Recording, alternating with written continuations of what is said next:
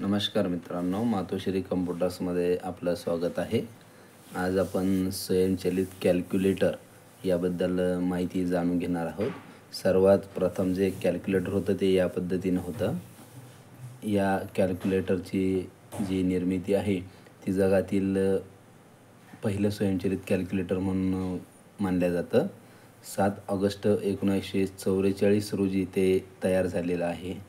हे ऐतिहासिक मशीनचे नाव हावर्ड मार्क 1 होते, ज्याला तांत्रिकदृष्ट्या IBM automatic sequence control calculator असेही म्हणतात, कारण ते पूर्ण जी प्रोसेस होती त्याची ती ऑटोमॅटिक पद्धतीनं करत होतं.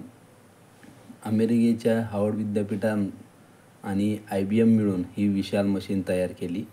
पंचकार्डच्या मदतीने चालणारा हा कॅल्क्युलेटर 51 फूट लांब, 8 फूट उंच आणि सुमारे 5 टन वजनाचा एवढा मोठा हा कॅल्क्युलेटर होता. यात लांब वायरिंग आणि शेकडो मेकॅनिकल स्विच होते. या मशीनची सर्वात मोठी खासियत म्हणजे हे बेरीज, वजाबाकी, गुणाकार, भागाकार आणि वर्गमूळ ही गणिती कार्य आपोआप करू शकत होते. दुसऱ्या महायुद्धाच्या दरम्यान अमेरिकन नौदलाने दारुगोळ्याशी संबंधित अचूक गणना करण्यासाठी हावर्ड मार्कचा वापर केला होता. ते तासनतास न थांबता सतत काम करत होते, जे त्या काळातील एक क्रांतिकारी तंत्रज्ञान होते. हे यंत्र नंतर आधुनिक संगणकाचा पाया बनले. तर या पद्धतीचं हे कॅल्क्युलेटर होतं. हे स्वयंचलित कॅल्क्युलेटर होतं.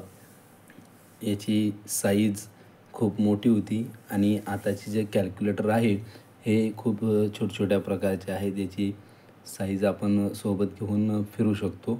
अगोदरचं जे 5 टन वजनाचं होतं त्यामुळे ते कुठेही घेऊन जाता येत नाही, परंतु ते स्वयंचलित आणि सर्वात सुरुवातीचं हे कॅल्क्युलेटर होतं. माहिती आपल्याला आवडली असेल तर चॅनलला लाईक करा, सबस्क्राईब करा. धन्यवाद.